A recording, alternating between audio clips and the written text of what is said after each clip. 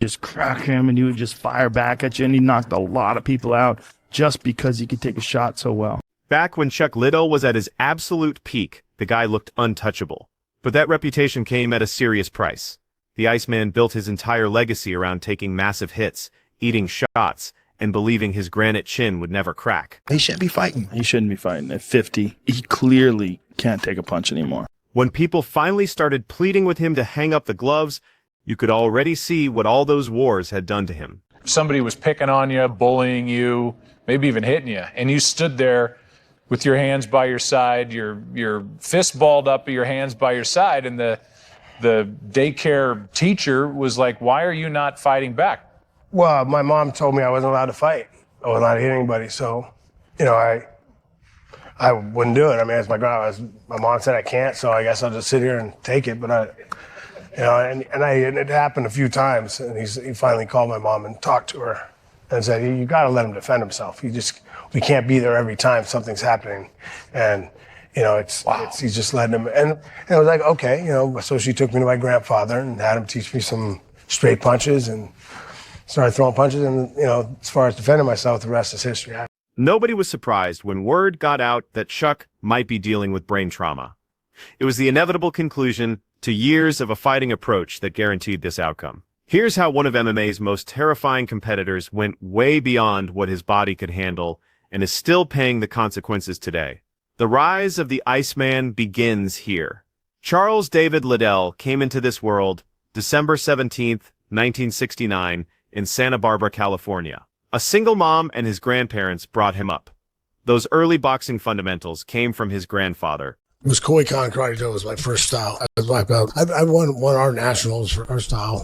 When he turned 12, Liddell started his journey in Koikan Karate. He respected this foundation so much that years later he'd ink those very words into his scalp. People probably don't have any idea that you have a business degree. I want to get a PE degree, but my grandma didn't believe that was a real major. So I had to pick a major when I was a freshman. I picked accounting. I was good at it. Outside of organized sports, however, he developed a reputation for toughness in a different way. Liddell often found himself involved in street fights, where his size, strength, and early martial arts training set him apart from his peers. I used to even say in high school, I used to say, man, it sucks. Well, the thing I'm really good at, I can't make money doing. And I was talking about street fighting. I was going to Cal Poly at the time. I was like 19, I think. One of the resident wrestling practices goes to me, by any chance, did you jump off a car and kick a guy in the head? Yeah. How do you know? Did you lose any fights in high school? Was there anybody you fought that somebody caught you? Or did you ever none? So you don't remember ever? College wrestling became his next chapter at California Polytechnic State University, where he competed at the Division I level. Business accounting became his major. When he graduated his grandmother steered him away from physical education because she thought it wasn't legitimate academic work. I got called into an old karate school. They called me in because they had a black belt coming in to spar. I came in and it was John. So I get there and the guy goes, "Oh yeah, well, I can't really fight you, so you're going to go with one of my students." There it was Chuck, and I was like, okay, all right, I'm going to go. I gave my card before I left and just said, if you ever really want to learn, the sport part of it or whatever, and give me a call. And so I called him up and I'm like, I'm like, hey, he's like, yeah, come on up. Let's go. Let's train. The amateur kickboxing circuit saw Liddell dominate with 20 victories against just 2 defeats, scoring 16 knockouts along the way. 2 national amateur kickboxing titles followed. This period brought him face-to-face with John Hackelman, a seasoned kickboxer running the Pit Gym in San Luis Obispo. How did you get your nickname? My trainer, John Hackelman, gave it to me. I think it was like my 3rd or 4th kickboxing fight. He came looking for me, couldn't find me. He finally found me. I was sleeping. He's like, "You don't get nervous before every fight?" No. They started calling me Iceman because I don't get nervous before fights. He was the Iceman. I've never seen him lose his cool. Despite his success, the sport offered little financial security at the time, and he often struggled to make ends meet. I was having a lot of fun, but I wasn't making any money. And the UFC had come along during that time, but no one knew how to get into it. During this period, he even considered leaving combat sports altogether to find a steady job that could support him long term. So I was close to going back and getting a real job. I graduated in accounting right around 97. Hackelman transformed everything for Liddell's future. He took Chuck's natural knockout power and shaped it into the relentless striking system that would eventually make him a UFC legend. Those famous nicknames that stuck with Chuck forever came from Hackelman too. When did you meet Dana White? When did that connection happen? Dana was actually managing, I think, Tito. And Wayne Harriman, who's friends with Tito and Dana, was a friend of mine and would see me train with Tito. And he actually told Dana, you might want to sign this guy. He might be better than Tito. So Dana signed me then. And he's my manager. So he's managing me and Tito. Simultaneously. Yeah. Well, before the UFC, I managed both Chuck and Tito. So, I did have a relationship with both guys. It was awesome. I traveled around for a long time trying to promote the sport. Did a lot of things trying to just get the sport out there. UFC 17 in Mobile, Alabama marked his professional mixed martial arts entrance in 1998. Noe Hernandez fell to him by unanimous decision. Before stepping onto the biggest stage in fighting, Liddell formed a connection with Dana White, who was managing fighters at that time. I'm telling you, when Chuck Liddell was in his prime, he was one of the most terrifying fucking human beings that's ever walked the face of the earth. Those early UFC days brought Liddell his first major stumble. UFC 19 in 1999 saw Jeremy Horn catch him in an arm triangle choke for a technical submission victory. That submission loss would stand alone throughout his entire career, but he bounced back hard with a string of crushing wins. From 2000 through 2002, he steamrolled through Paul Jones, Kevin Randleman, Murillo Bustamante, and Vitor Belfort. May 27, 2001 took him across the ocean to Japan, where he flattened Guy Mezger in round 2 at Pride. He made history as the first UFC athlete to step into that Japanese organization. It was in Tito's head big time because every time they trained together, Tito would get beat up. I'm talking drop him on the ground and Tito refusing to get back up. Chuck would want to hook up and spar and whatever, and Tito would never want to spar. When we trained together, I took him down way more than he took me down. No way. But that's why he didn't want to fight me, because he couldn't out wrestle me. And then when we're striking, I used to drop him with body shots, and he never dropped me. He never dropped you? No, never. Absolutely, positively would not fight Chuck because he knew he couldn't beat Chuck. Tito Ortiz held the championship but refused to step in there with him. They'd been training together, and Ortiz understood exactly what kind of danger Liddell represented. The other event got fucking huge, and then Chuck Liddell came onto the scene. Yes. And when Chuck Liddell was the champion, Chuck Liddell was so fucking terrifying. Yeah. He was this do or die berserker. He would just come at you, just swinging bombs, take one on the chin, knock dudes out. His fights were wild. He didn't give a shit. He was the real reason why the UFC became uber popular, because you would watch The Ultimate Fighter, and it was a wild fight, a great fight, but then you need a destroyer. Right. You need a destroyer, and that destroyer was Chuck Liddell. And for the run where he was at the top, where Chuck Liddell was just murking people. So he was kind of like the Mike. An interim light heavyweight championship got created by the UFC, setting up Liddell versus Randy Couture at UFC 43 in 2003. Couture's straight punches and clinch work completely shut down Liddell's wide hooks.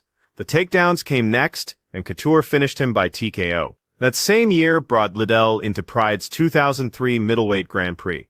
Alistair Overeem got knocked out in the first round, but Quentin Rampage Jackson stopped Liddell via second-round TKO in the semifinals. Ortiz eventually sorted out his UFC contract issues, but dropped his belt to Randy Couture. This opened the door for Liddell versus Ortiz at UFC 47 in April 2004. Liddell made every bit of hype look justified. Second round, and Ortiz was unconscious. The first season of The Ultimate Fighter in early 2005 featured Liddell coaching opposite Randy Couture. That show became a massive hit.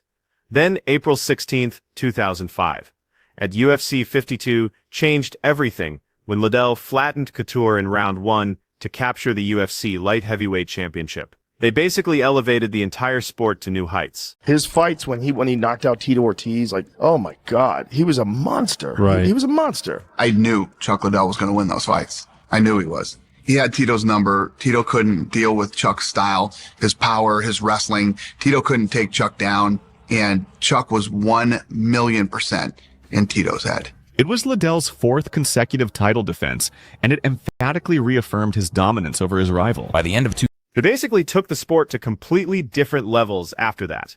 Liddell's championship reign lasted from 2005 to 2007 with 4 successful defenses. Jeremy Horn, Randy Couture in their trilogy conclusion, Renato Sobral, and Tito Ortiz in the rematch all fell before him. That second Ortiz bout at UFC 66 shattered every financial record the UFC had seen up to that moment. Liddell fought through a torn MCL, but still put Ortiz away in the third round.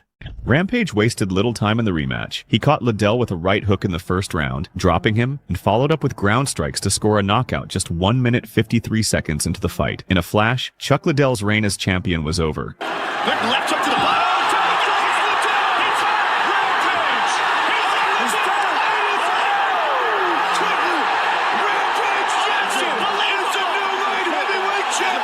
It was a stunning defeat, the first knockout loss of Liddell's UFC career, and it marked a turning point. Chuck, you've been the most dominant light heavyweight champion in the history of the UFC. Chuck Liddell had basically cleaned house among the elite contenders by 2006.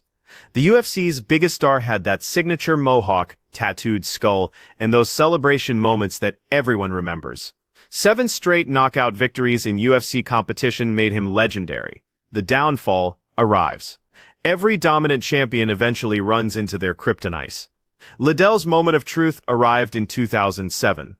May 26, 2007, at UFC 71, brought his title defense against Quinton Rampage Jackson, the same fighter who'd beaten him in Japan 4 years before. But now UFC gold hung in the balance, making everything different.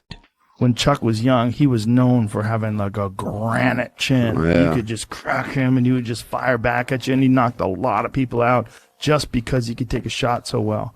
And then one day, it just stopped working. Word spread that Liddell had been hitting Las Vegas nightclubs during fight week. People questioned whether he was taking things seriously enough.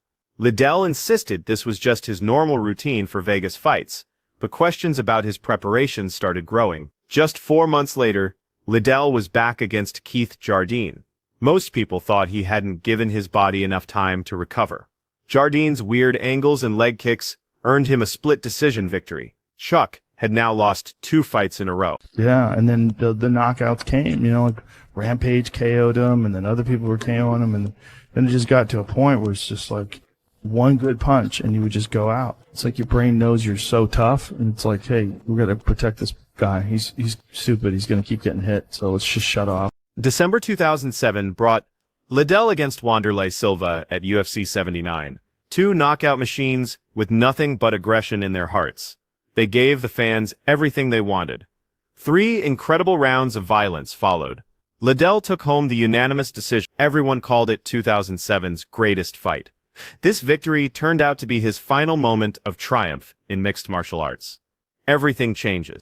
Yeah. When I got to the weigh-in and we did the face-off, for me, I was like, oh, man, Chuck's looks serious, because I watched him so many times. That's when I really started to think man, I'm fighting Chuck Liddell. So that's when, for me, the nerve started. And then I hit up Randy Couture, who just happened to be a floor below me, and I go and see Randy, and I'm like, oh, man, Randy, I'm scared, man. I'm scared. And Randy's like, what's going on? He's like, oh, man, I just can't shake this feeling, man. I'm just so nervous about tomorrow, and I don't want to get beat up and knocked out in front of everybody. And the best advice I ever got, he said, you got to make friends with the worst enemy. When you make friends with the worst enemy, you understand that life will go on. And then I worked myself up into a lather just thinking about it.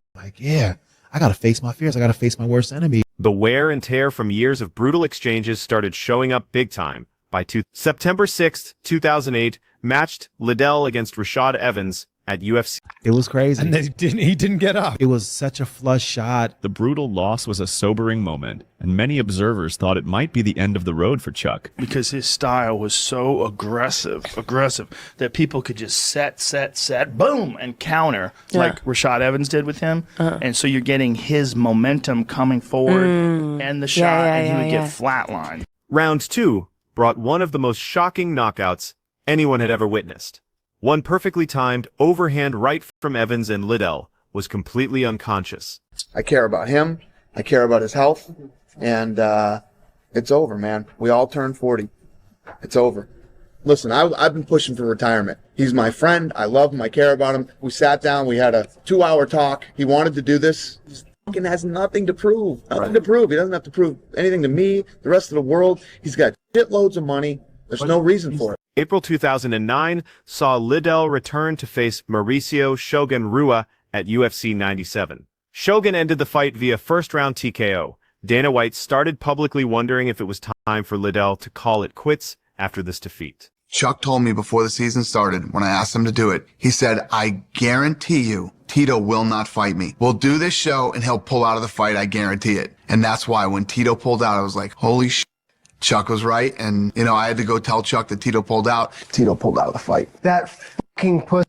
Don't let that guy fight anymore, man. He's a fucking One last fight got the green light, though. Tito Ortiz was supposed to be the opponent after they coached against each other on season 11 of The Ultimate Fighter. But an injury forced Ortiz to withdraw. Chuck Liddell came in. He worked hard for this thing. And, I think him and Rich Franklin tonight fought the type of fights that made them both famous and made them both world champions tonight. Those two went at it. He means a lot to this company, and he means a lot to the sport. He means a lot to me personally. He was a great champion. He was a great business partner. He's always going to have a home with the UFC. He gave it his last shot. You know what? He went out like Chuck Liddell would. Came out blasting, bombing, tried to put Rich away in the slugfest. And he gave the fans a good last fight with the Iceman. Chuck's final UFC moment came against Rich Franklin at UFC 115 in June 2000. The first round was almost over when the knockout came. 3 straight knockout losses now defined the end of his career. People asked me for a long time why I stuck around so long. Like, if I was getting my ass kicked and then getting knocked out, it would have been a lot easier to hang it up. I was getting paid really well, and I was winning fights and then just getting caught. So you always think, oh man, I can fix that. We had a dinner together. I said, look, man, I can't figure out why this happened. I can't compete the way I used to. So, I'm done. And I'm here today with my partner, Lorenzo Fertitta, to announce his retirement. Myself, my partners owe a lot to Chuck Liddell. And we're also here today to announce that he is becoming one of the top executives in the UFC. Chuck Liddell is now the new executive vice president of business development. July 10th, 2009 saw Liddell enter the UFC Hall of Fame Pioneer Wing, and on December 29th, 2010, he made his retirement official at the UFC Cell 125 press conference. The UFC created a vice president of business development position for him. They called it a job for life. And Chuck Liddell and Tito are fighting, so what else you got? Ooh, what do you think of that?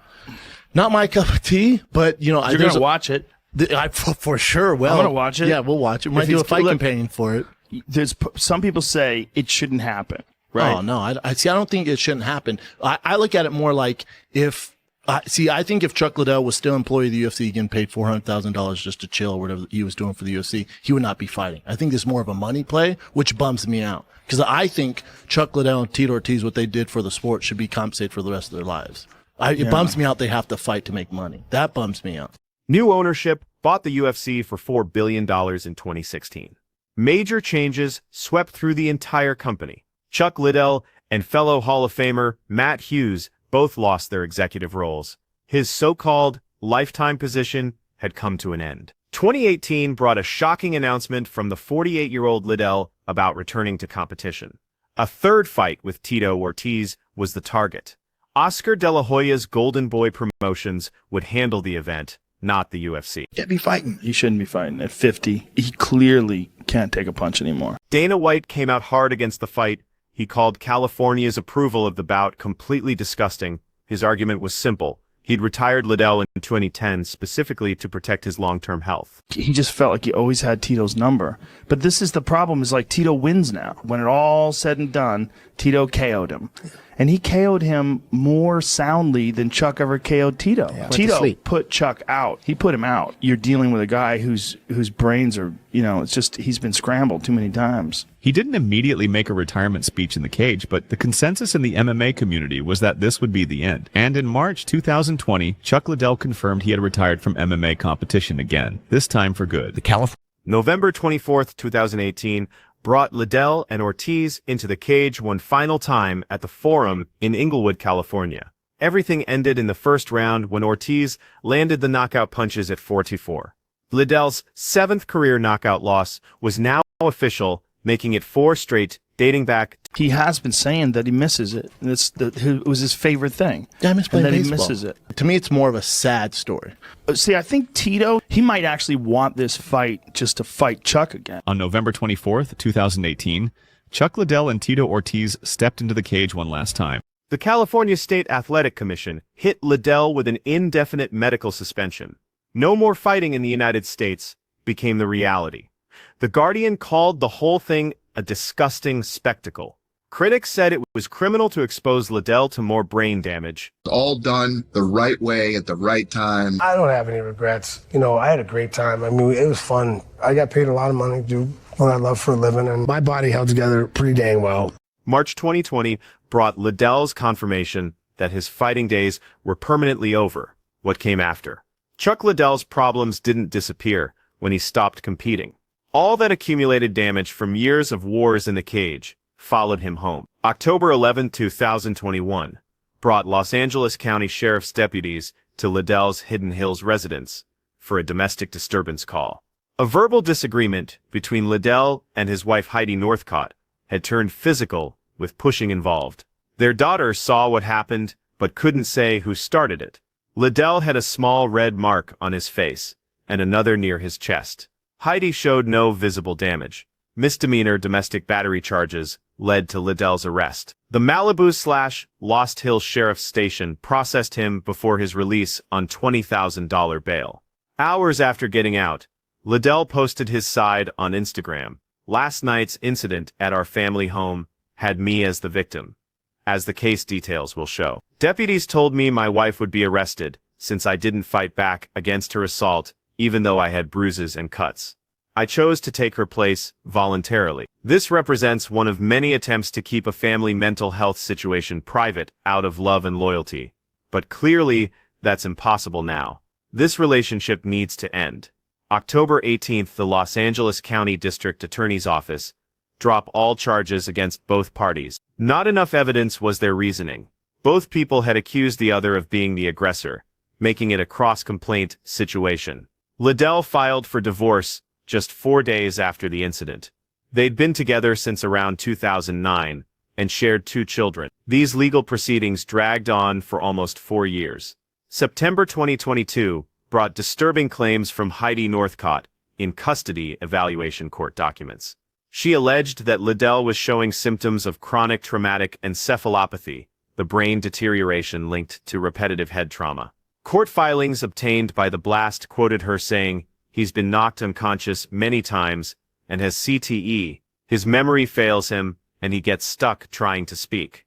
Dementia or Alzheimer's is coming for him. His sleep apnea is severe."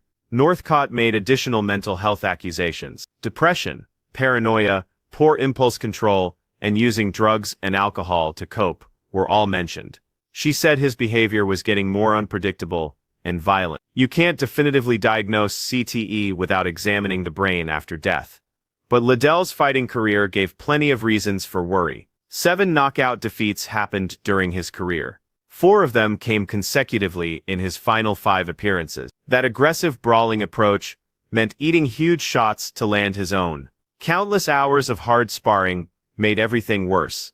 Concerns about Liddell's brain health existed long before 2022's allegation. Journalists noticed slurred speech and trouble finding words during interviews as early as 2012. A 2007 appearance on Good Morning Texas showed him looking sleepy, struggling with words, and actually dozing off while being interviewed. Nevada's Athletic Commission demanded drug testing before they'd approve his next fight. He passed clean. Liddell later explained he'd been sick, partied too hard the night before, and taken a massive dose of Ambien.